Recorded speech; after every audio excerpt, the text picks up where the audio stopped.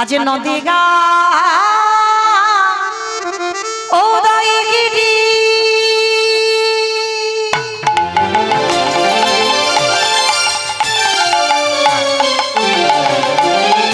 পূর্ণচন্দ্র গোবর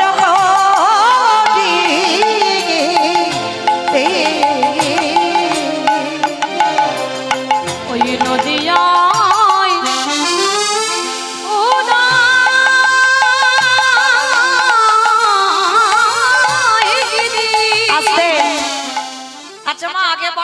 চিনতে টিনতে অসুবিধা হচ্ছে না তো?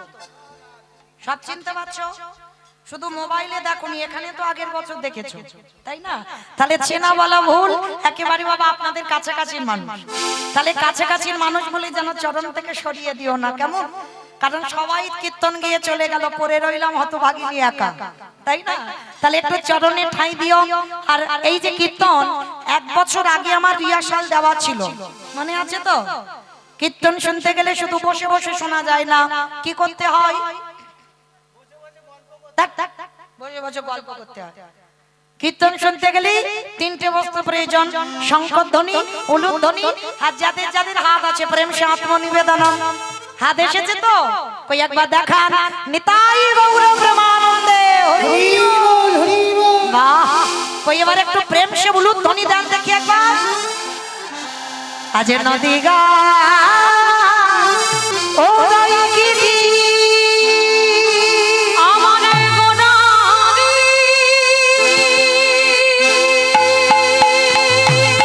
গোনা গোনা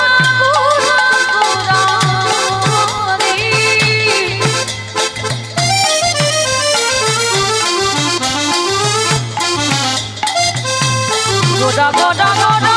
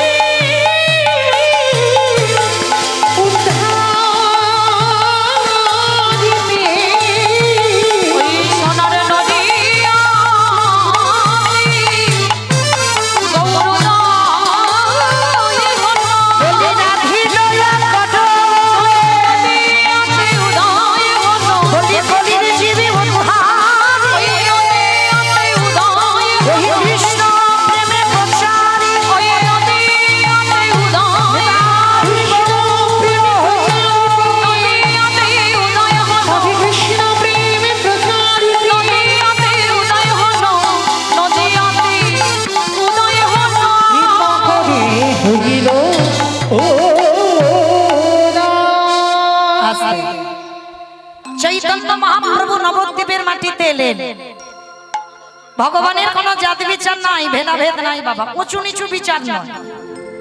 এইটা মানুষে করে বাবা, কে ছোট জাত, কে নিচু জাত, কে উঁচু জাত, ব্রাহ্মণ বৈষ্ণব বৈশ্য ক্ষত্রিয়, এগুলো বিচার মানুষ করে। কিন্তু আমার ভগবানের বিধান এটা নয়। ভগবান পশু পাখিকেও বাবা হৃদয় দিয়েছে, কোল দিয়েছে। যার জন্য যাবেন বাবা, এখনো নবদ্বীপের মাটিতে কুকুরের মহোৎসব হয়। যারা যাবেন নবদ্বীপে, আজও কুকুরের মহোৎসব হয়।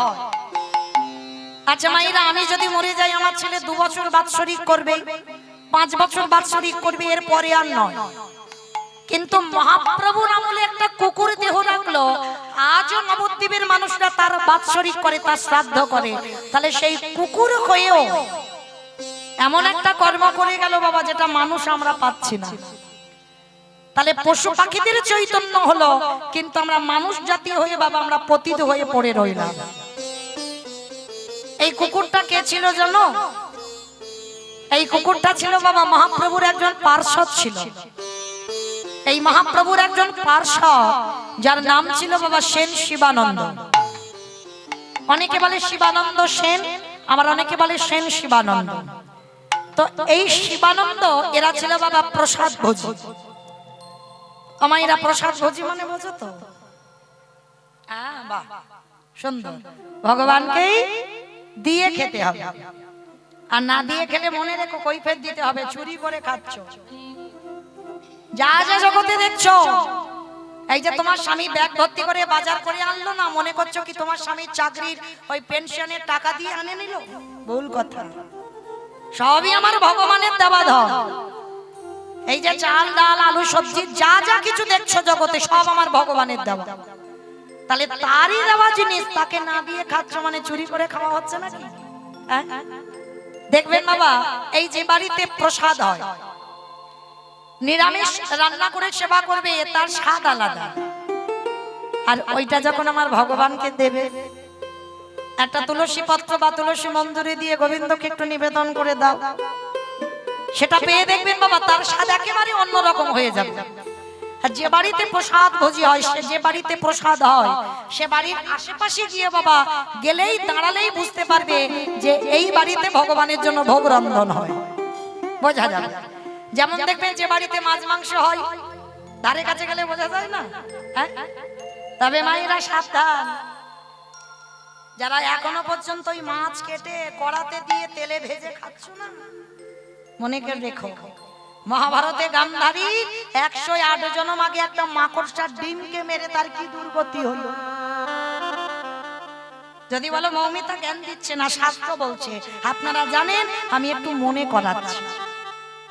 একটা মাকড়সার ডিমকে মেরেছিল, মানে মাকড়সার পেটেতে দেখবেন যে থলি তাকে টেনে নিয়ে মাটিতে আছাড় মেরেছে, ছোট্ট ছোট্ট ডিম বার হয়েছে। আর যখন এই ডিমগুলো বার হয়েছে, আনন্দ হলো, ছোট ছোট ডিম দেখেছে।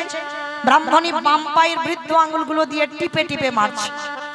তখনই মাকড়সা কেঁদে অভিশাপ দিয়েছিল যে আজ যেমন আমি সন্তান হারা হয়ে কাঁদলাম, যেমন আমার সন্তানদের পৃথিবীর আলো দেখতে দিল না ওই ব্রাহ্মণী, আমি যদি একদিনে তোমাকে ভালোবেসে থাকি, তুমি আমার খাট দিলে না, পালঙ্ক দিলে না, তুমি তোমার থাকার জায়গা দিয়েছিল ওখানে, আমি তো ব্রাহ্মণীর কোনো ক্ষতি করিনি। তাহলে ক্ষতি যদি না করলাম, বিনা অপরাধে আমার পুত্র হারা করে দিল। মনে রেখো দয়াময়, একদিন না একদিন ওই ব্রাহ্মণীকেও আমার মতো পুত্র হারাতে হবে, হবে, হবে। কি গো মায়েরা, পাপ ছাড়ে না বাপকে। শুধু আসলে 108 জনম আগে কারার অপরাধ ফিরে এলো 108 জনম পরে অন্ধ ধৃতরাষ্ট্র আর গান্ধারী। দেখুন মহাভারতে পিতামহ ভীষ্ম কি গো, যে কোনোদিন অন্যায় করেনি, অপরাধ করেনি, তাকেও পর্যন্ত শাস্তি নিতে হলো, সারা সজ্জায় পড়তে হলো। সেই যে 11 জনম আগে, 11 জনম আগে মানে কতদিন, মানে 12 জনমে অপরাধ করেছিল। মনে রেখো, আমি এ জন্মে পূর্ণ সঞ্চয় করছি, এ জন্মে হতে পারে নাও হতে পারে, এর পরের জন্মে ফলবে। এই যে কীর্তন শুনছি, এ জন্মে নাই বা পাও, সামনের জন্মে পাবে।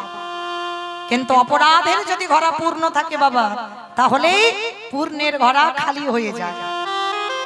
আর যদি পূর্ণ বেশি থাকে, পাপের শাস্তিটা দিতে একটু দেরি হয়। তো ব্রাহ্মণীর পূর্ণ বেশি ছিল, যার জন্য বাবা ওই 108 জনম আগে পাপ করেছিল, ওই পাপটা দিতে দিতে 108 জনম পরে চলে এলো। তাহলে অপরাধ যদি করি, অপরাধের শাস্তি কোনো না কোনো দিন আমাদেরকে ভোগ করতে হবে, হবে, হবে। আজকে লক্ষ্য করে দেখেন, এই যে যারা প্রসাদ ভোজি হয়, তাদের বাড়ির দ্বারে কাছে গেলেই বাবা বোঝা যায়। তা আজকের বাবা শিবানন্দের বাড়িতে এরা তো প্রসাদ বুঝিয়েছিল, প্রতিদিন বাড়িতে বাবা ভগবানকে নিবেদন করে প্রসাদ পায়। দুপুর বেলা মধ্যাহ্নরতি হয়, সবাই ভক্তরা যায় ছুটে প্রসাদ পেতে। তা সেদিন বাবা হঠাৎ রাস্তা দিয়ে একটা কুকুর যাচ্ছে। ভালো করে আস্বাদন করবেন মায়েরা, এই জায়গাটা খুব দরকার আমাদের। কুকুরে যেটা করে দেখিয়েছে সেটা মানুষ হয়ে আমরা পাচ্ছি না। তা রাস্তা দিয়ে কুকুর যাচ্ছে, আর কুকুর যেতে যেতে বাবা মনে মনে চিন্তা করছে, বাহ এত সুন্দর সুবাস, যাই একবার দেখে আসি। প্রবেশ করলো শিবানন্দের বাড়িতে, আর শিবানন্দের বাড়িতে গিয়ে দেখছে বাবা সবাই প্রসাদ পাচ্ছে।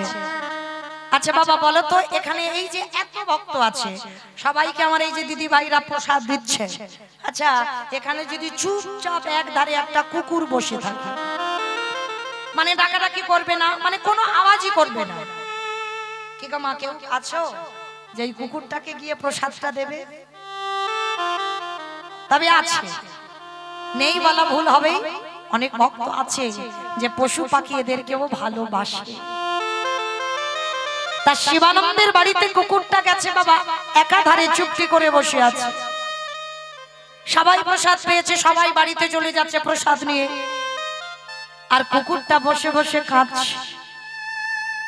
দয়াময়, আমি তো অবলা, আমি কথা বলতে পারি না, তোমাকে দেখবার জন্য আমার দুটো চোখ দিয়েছো, তোমার ধামে যাওয়ার জন্য আমার চারটে পা দিয়েছো, তোমার এই হরি কথা কৃষ্ণ কথা ভাগবত শোনার জন্য আমার দুটো কর্ণ দিয়েছো, কিন্তু আমি যে কৃষ্ণ বলবো বলার মতো ভাষা তো দাওনি। আমি কাকে বোঝাবো যে আজকে আমি একটু প্রসাদ পেতে চাই?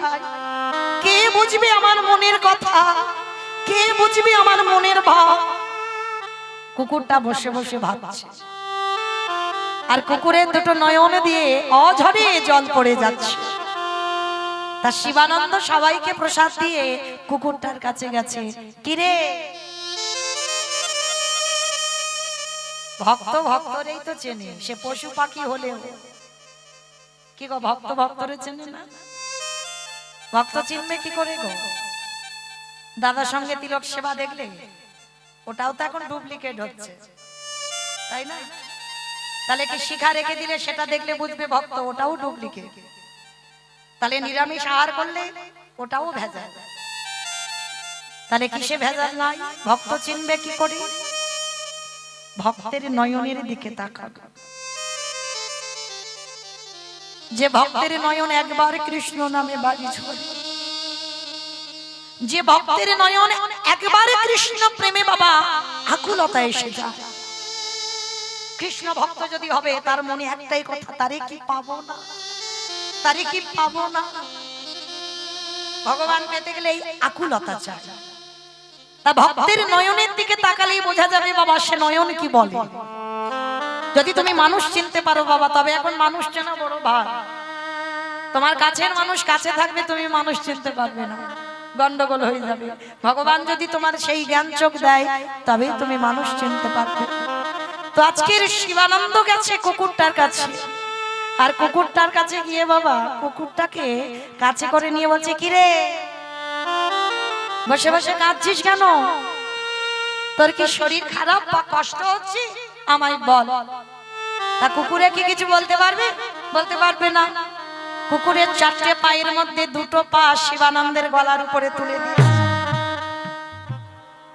যেন বোঝাতে চাইছে ওই ভগবানের প্রসাদ আমি একটু পেতে চাই।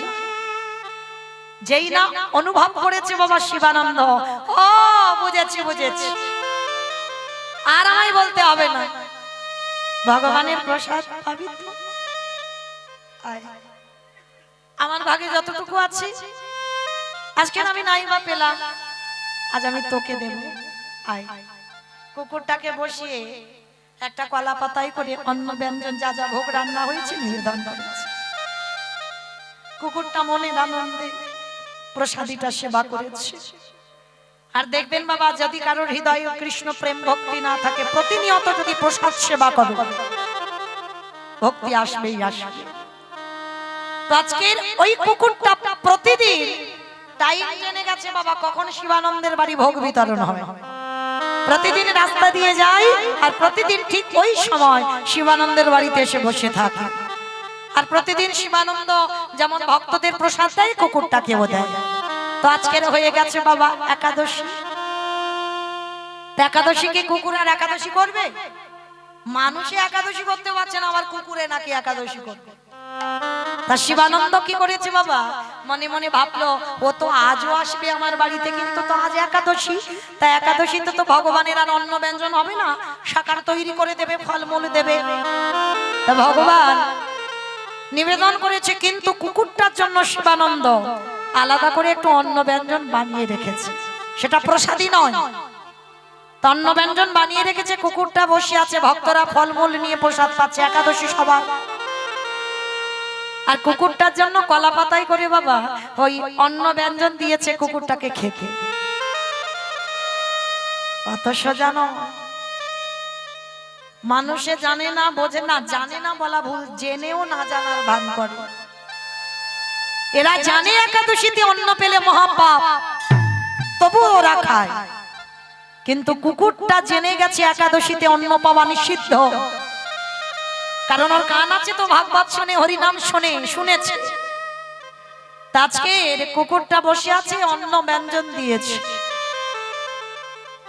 ওই অন্নের থালার দিকে তাকিয়ে কাঁদছি। গৌর হরি, আমি কাকে বোঝাবো, আমি কাকে বলবো আমার মনের কথা? কে বুঝবে আমার মনের ভাব? কে বুঝবে আমার মনের ব্যথা বেদনা? দয়া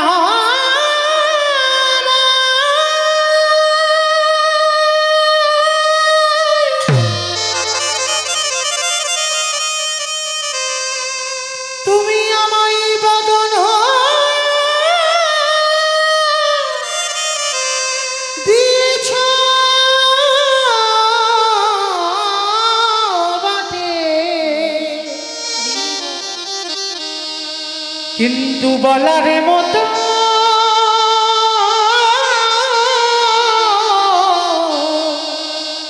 আমায় ভাষা দিলে না।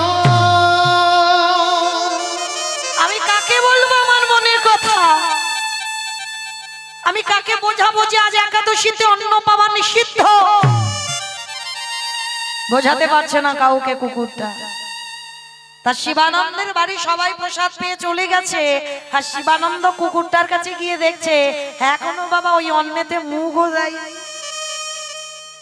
শুধু অন্নের থালার দিকে তাকিয়ে আছে, আর কুকুরটার নয়ন দিয়ে অঝরে জল পড়ছে। শিবানন্দ গিয়ে কুকুরটাকে ধরে বলছে, কি রে, আজকের কি তুই এই অন্ন ব্যঞ্জন পাবি না?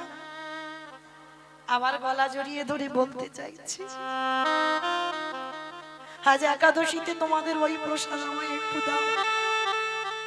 মনে মনে ভাবলো, যদি আমি কাউকে আজকের মনের ভাব বোঝাতে না পারি, আজ একাদশীতে আমি কিছু খাবোই না। কুকুরে বলছে, মানুষ যেটা পারে না, আজ যদি আমাকে ফল একটু না দেয়, আমি একদিন নাইবা খেলাম, খাবো না, কিন্তু আমি এই অন্ন ব্যঞ্জনে আমি মুখও দেব না। শিবানন্দ বুঝতে পেরেছে কুকুরটা খাবে না, সরিয়ে দিয়ে বাবা বলছে, বেশ বুঝেছি, তুই এগুলো পাবি না তো, ভগবানের নিবেদন করা নয় বলে, ঠিক আছে দাদা, আমার যে ফলমূল শাকার আছে আমি তোকে একটু দিই। কুকুরটাকে দিয়েছে, যেই না কুকুর ওই ফলমূল সেবা করছে, শিবানন্দ কুকুরটাকে ধরে বলছে, যেটা মানুষে করে দেখাতে পারে না, সেটা তুই কুকুর জাতি হয়ে করে দেখালি। ওরে আয়, ওরে আয় আয় আয় আমার বুকে আয়, আমি এইরকম ভক্ত কোনোদিন দেখি না, যে অবলা জীব বলতে পারে না সে আজকেরও একাদশী করেছে। শিবানন্দ কুকুরটাকে এত ভালোবেসেছে বাবা, যেন ওটা শিবানন্দের বাড়ির কুকুর হয়ে গেছে।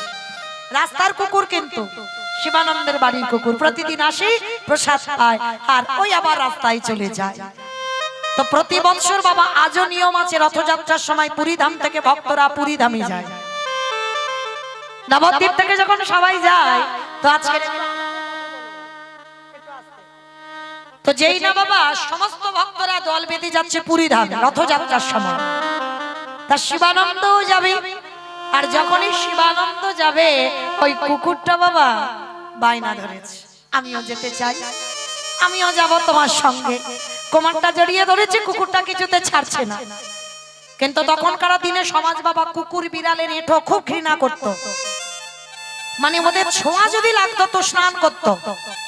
আজকে শিবানন্দ নিয়ে যাচ্ছে কুকুরটার, তার নবদ্বীপে আরো বড় বড় ভক্তরা, তারা বলছে শিবানন্দ শোনো ভাইয়া, তুমি যখন কুকুরটাকে নিয়ে যাচ্ছ, তোমার সঙ্গে তো আমরা যেতে পারবো না। ওই কুকুরকে ছুলে আমাদের স্নান করতে হবে, আর কুকুরের সঙ্গে যাবো আমরা না, ওই যে পুরীধাম, আমরা যেতে পারবো না। শিবানন্দ বললেন বেশ, তাহলে তোমরা চলে যাও, আমি কুকুরটাকে নিয়ে যাচ্ছি।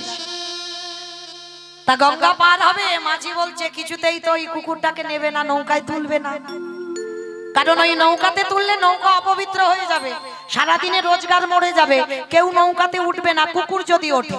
এখন কি করব বলো? তো শিবানন্দ বলছে একটা কাজ করো ভাই, আমি কথা দিলাম তোমার নৌকাতে আজকে সারাদিনে যত রোজগার আমি সব দিয়ে দেব, কিন্তু আমার কুকুরটাকে নিয়ে আমাকে একটু পার করে দাও ভাই। ঠিক আছে, আমি পার করে দেব, কিন্তু মনে রেখো নদীর ঘাটে গিয়ে আমার নৌকাটা কিন্তু ভালো করে ওই জল তুলে ভালো করে ধুইয়ে দিতে হবে, কারণ কুকুর উঠছে মানে অপবিত্র হয়ে যাচ্ছে। ঠিক আছে ভাই, তাই দেব। তা নৌকাতে উঠেছে, কুকুরটা মনে মনে ভাবলো আমি আমার প্রভুর সঙ্গে যাচ্ছি বলে, কুকুর তো প্রভু ভক্ত, আমি যাচ্ছি বলে আমার এই মালিকের এত কষ্ট, না আর আমি থাকবো না, আমি যতক্ষণ থাকবো ততক্ষণ আমার মালিকের কষ্ট হবে। আমি নদীর ঘাটে গিয়ে আমি একা একা চলে যাব, সে যেখানে খুশি যাই যাব, কিন্তু আর আমার মালিকের সঙ্গে যাব না। তা ওদিকে গিয়ে বাবা যেই না আমার শিবানন্দ বালতি করে জল নিয়ে নৌকাটা ধুচ্ছি, আর পিছন থেকে কুকুরটা কখন অজান্তে চলে গেছে। মাঝি দেখে বলেন কি গো ভাইয়া, দেখলে তো ওরা কুকুরের জাত, মনে হয় কোথাও মাছ মাংসের গন্ধ পেয়েছি, দেখেছো তোমাকে একা ফেলে রেখে চলে গেল, যার জন্য তুমি এত অর্থ দিলে, যার জন্য তুমি এত কষ্ট করলে, কই রইল কুকুর তোমার কাছে চলে গেল। তো শিবানন্দের বড় কষ্ট হলো, যার জন্য আমি এত ত্যাগ করলাম, সঙ্গ ছাড়া হয়ে গেলাম, আমি একা যাচ্ছি ওকে নিয়ে, আর ও আমাকে ছেড়ে চলে গেল। যাক, ও যখন আমায় ভুলে গেল, আমি কেন ওরে বলতে পারবো না, আর কোনোদিন ওকে ডাকবো না। তা শিবানন্দের অভিমান হয়েছে, এক পা দুপা করে যাচ্ছে পুরীধাম। আর এদিকে বাবা ওই শিবানন্দের যাওয়ার আগে আমার কুকুরটা পৌঁছে গেছে জগন্নাথ ধাম। যারা জগন্নাথ ধামে গেছেন বাবা দেখবেন জগন্নাথের সামনে আছে গরুর ধ্বস্তম্ভ।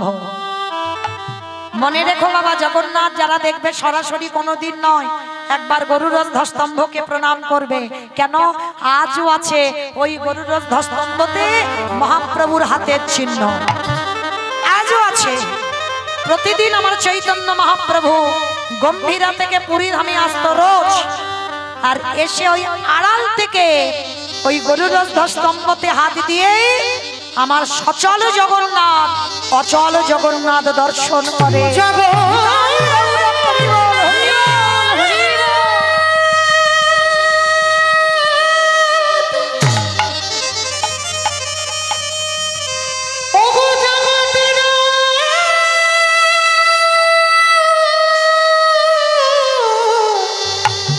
জগতির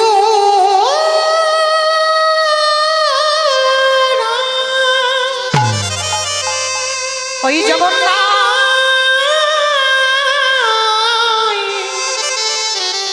এবারে আমায় কৃপা, এবারে আমায় কৃপা কৃপা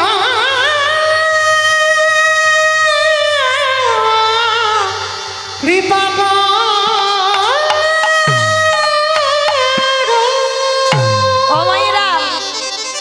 চৈতন্য মহাপ্রভু তো আসল জগন্নাথ, তাহলে তিনি আসলে জগন্নাথ হয়ে তিনি কেন জগন্নাথের দিকে তাকিয়ে কাঁদছে?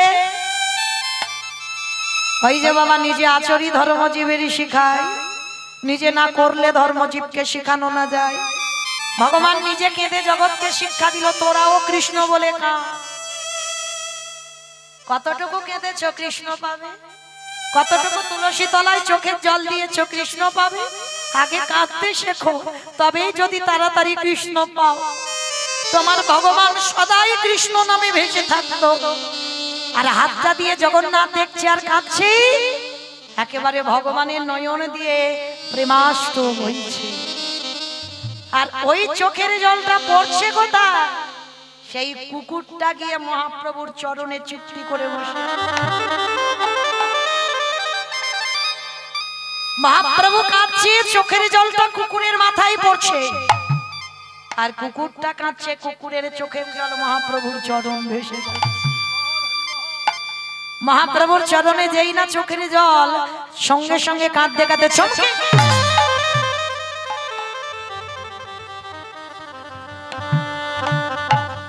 কে কে এমন করে আমার চরণ দুটো ধৌত করে দিল?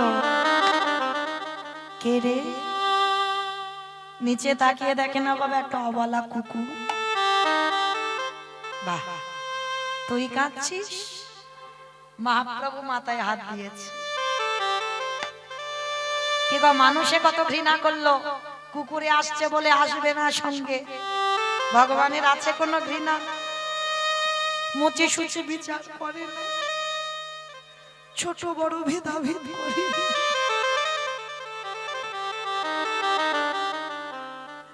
ভগবান বৈষ্ণব দেখে না, ব্রাহ্মণ দেখে না। ভগবান চন্ডালকে ও কোল দেয়। যদি তোমার হৃদয়ে কৃষ্ণ প্রেম ভক্তিটা থাকে, যদি তোমার হৃদয়টা কৃষ্ণ নামে কাঁদে। যেই না মহাপ্রভু আমার হাতটা দিয়েছে বাবা, পরশমণি পাথরের নাম শুনেছে? লোহাতে ঠেকালে নাকি লোহা সোনা হয়, আর আমার মহাপ্রভু তো পরশমণির থেকে আরো মূল্যবান। আমার মহাপ্রভু যদি কাউকে পরশ করে, তার হৃদয় সোনার থেকে আরো মূল্যবান। কুকুরের মাথায় হাত দিয়ে বলছে, একবার কৃষ্ণ বল, একবার কৃষ্ণ বল, একবার কৃষ্ণ বল। বাড়ি বাড়ি বলছে, এত করে বলছি, বলতে পারছিস না? কি গো মায়েরা, অবলা জীব কৃষ্ণ বলতে পারবে? মহাপ্রভু বারবার বলছে, কৃষ্ণ বল, কৃষ্ণ বল, কৃষ্ণ বল।